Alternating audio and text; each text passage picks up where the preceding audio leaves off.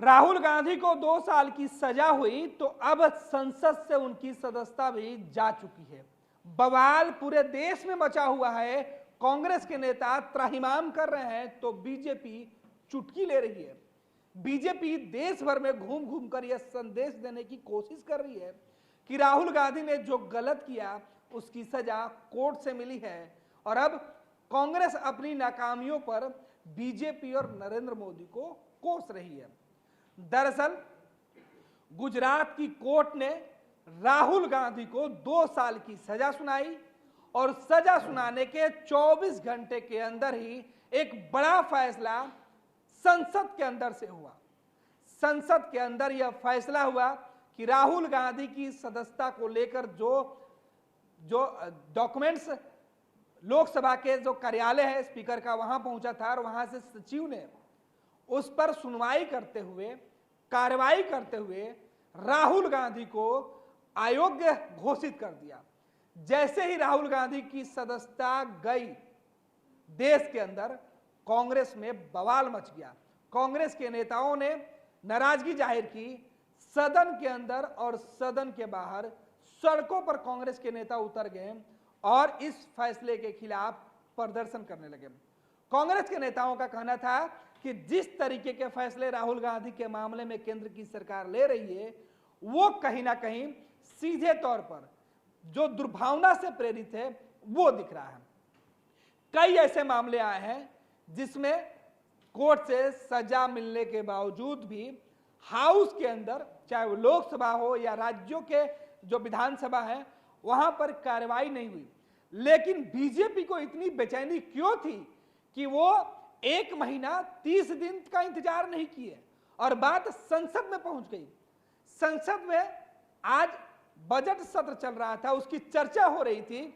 इस बीच कांग्रेस के अंदर इस बात के चर्चे होने लगे कि क्या राहुल गांधी की सदस्यता जा सकती है और कुछ देर के बाद जब फैसला हुआ और उस फैसले के बाद बवाल मच गया। लेकिन इस फैसले का असर देश की सियासत पर किस तरीके से पड़ेगी उसकी हम चर्चा करेंगे। क्या राहुल गांधी के अयोग्य घोषित होने के बाद, राहुल गांधी के सजा मिलने के बाद अब नरेंद्र मोदी के सामने कौन चेहरा होगा, कौन नरेंद्र मोदी से मुकाबला करेगा?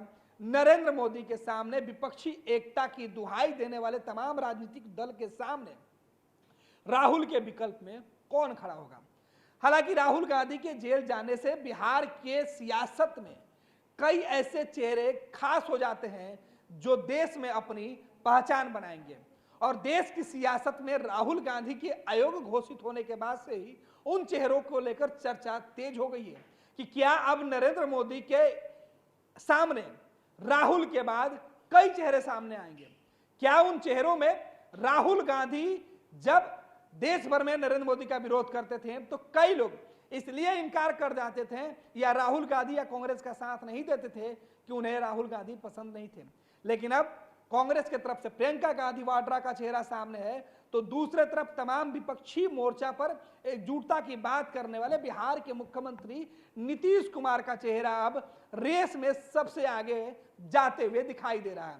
दरअसल राहुल गांधी के ऊपर जो संकट आई है, जो आपदा आई हुई है, जो मुसीबत है, उसका अवसर बिहार में दिख रहा है और अब बिहार के मुख्यमंत्री को एक बड़ा अवसर मिलने जा रहा है। जो कोलकाता के मुख्यमंत्री हैं, बंगाल की मुख्यमंत्री है ममता बनर्जी या साउथ के जो मुख्यमंत्री हैं, वो तमाम नेता इस फिराक में लगे थे कि गैर कांग्रेस एक मोर्चा का गठन किया जाए, क्योंकि राहुल गांधी जब जब उम्मीदवार होंगे देश में प्रधानमंत्री का तो फायदा बीजेपी को होगा। और अब जब राहुल गांधी ही उनकी उम्मीदवारी पर ही खतरा मंडराने लगा है तब नए चेहरे की तलाश शुरू हो गई है और इन चेहरे में सबसे मजबूत, कद्दावर और पूरे देश के अंदर राजनीतिक पहचान पकड़ रखने वाले नेता की चर्चा करें तो नीतीश कुमार का नाम सबसे पहले आएगा। अब सवाल यह है कि क्या नीतीश कुमार विपक्षी एकजुटता के धुरी पर मजबूती से आगे बढ़ेंगे? क्या नीतीश कुमार के सहारे अब देश भर में एक नई विपक्ष की भूमिका तैयार होगी, एक नई गोलबंदी होगी जो नरेंद्र मोदी के सामने चुनौती बनेंगे? अगर नीतीश कुमार नरेंद्र मोदी के सामने आते हैं तो मोदी के लिए भी 2024 के रास्ते मुश्किल हो जाएंगे। कहा जा रहा है कि देश के अंदर जब नरेंद्र मोदी प्रधानमंत्री पद के उम्मीदवार के तौर पर सामने आ रहे थे, उसके पहले से नीतीश कुमार का चेहरा प्रधानमंत्री के लिए सबसे ज्यादा जनता दल यूनाइटेड की तरफ से आगे किया गया था। देश भर में नीतीश कुमार की एक अपनी पहचान है। केंद्रीय नेतृत्व में रहने के साथ साथ बिहार में मुख्यमंत्री का जो अनुभव है वो भी काफी ज्यादा है।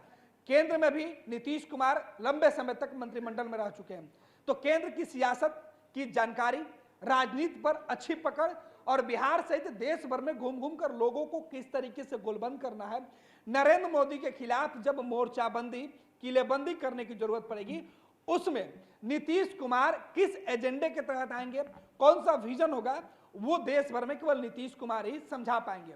और नीतीश कुमार का इसका बेनिफिट बिहार में इसलिए भी मिल रहा है और नीतीश कुमार को लेकर यह भी चर्चा किया जा रहा है कि नीतीश कुमार अगर इस मुहिम में आगे आते हैं तो नरेंद्र मोदी की मुश्किलें बढ़ जाएगी। दरअसल लोकसभा यानी दिल्ली जाने का जो रास्ता है वो बिहार होते हुए जाता है।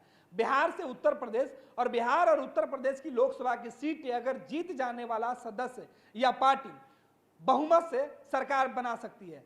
ऐसे में उत्तर प्रदेश के अंदर अखिलेश यादव अगर बीजेपी से नाराज है, कांग्रेस से नाराज है, तो नीतीश कुमार के नाम पर सहमति दे सकते हैं।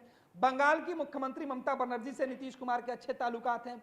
बिहार में नीतीश कुमार को देश के स्तर पर पहुंचाने के लिए आरजेडी पहले से ही मुहिम चला रही है। लालू प्रसाद यादव, तेजस्वी यादव इसके नेतृत्व करता है और नीतीश कुमार के प्रति पूरा महागठबंधन लगा हुआ है। नीतीश कुमार का वो चेहरा है जिसे कांग्रेस पार्टी भी आसानी से बर्दाश्त कर सकती है। कांग्रेस के कई ऐसे नेता हैं जो नीतीश कुमार के नाम पर सहमति भर देंगे। अब बड़ा सवाल है कि क्या राहुल पर आई संकट नीतीश के लिए अवसर लेके आई है?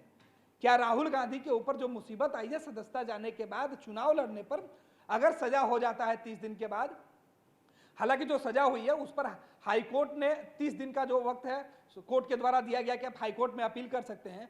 अगर हाईकोर्ट से राहुल गांधी के पक्ष में फैसला आता है तो सियासी जो उहापोह की स्थिति है वो कुछ और हो सकती है। लेकिन अगर मान के चले कि अगर 30 दिन में राहुल गांधी के पक्ष में फैसला नहीं आता है तो नए चेहरे की तलाश तेज हो जाएगी और उसमें सबसे परफेक्ट नीतीश कुमार होंगे। और यही बात है कि कहा जा रहा है कि राहुल गांधी पर जब संकट आया तो नीतीश कुमार की पार्टी जनता दल यूनाइटेड कांग्रेस के साथ खड़े होने से खुद को बस्ती बचाती रही। मुख्यमंत्री नीतीश कुमार को पूरे मामले की जानकारी है। खुद कांग्रेस के नेताओं ने बिहार विधानसभा के अंदर जो मुख्यमंत्री का चेंबर है वहां पहुंचकर उनको तमाम बातों से अवगत करा, लेकिन इसके बावजूद भी मुख्यमंत्री की प्रतिक्रिया सामने नहीं आई। ना मुख्यमंत्री सदन में इस बात पर आपत्ति जताएं और ना ही सदन के बाहर उन्होंने मीडिया से बातचीत की।